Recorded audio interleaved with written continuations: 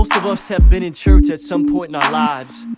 Many of us have had some type of a relationship with God as well. But it's so easy to get disconnected. Life gets rough, gets hard, circumstances come up, temptation comes up, and we fall off. On top of all that, maybe you went to church and you just thought the music, the preaching, the dress code, or just the environment, it really wasn't relevant to you.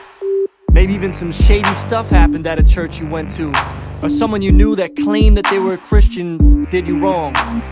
All those things can kind of fuel the disconnection that we have from God, but yet, most of us will still say we believe in Him, and we're uncomfortable with being disconnected from Him, because we know we're not really living right, and we know that something is missing. But how do we fix that?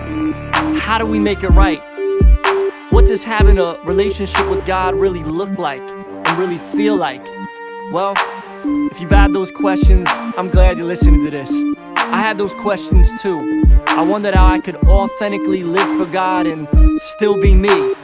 As you can see from this CD, I'm still being me, but using my gifts and talents for the Creator. I've come back home. So what does it take for you to come back home? Simply to realize and admit where you are. You're disconnected with God and you want to make it right. You want to get forgiven and follow His purpose for your life.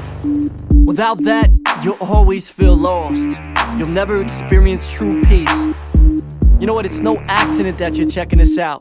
God is using this recording to once again call you back home to His family, His plan, His peace, His love. That's real talk.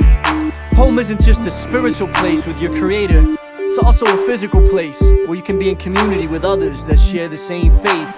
We can't do it alone. God wired us that we need each other. It's one of the main reasons that the church exists. The definition of the church is it's a group of people together on a mission. It's not just a place, but it's a place where people come together. They worship together, they build, get to know each other, they listen to teaching together. They just have some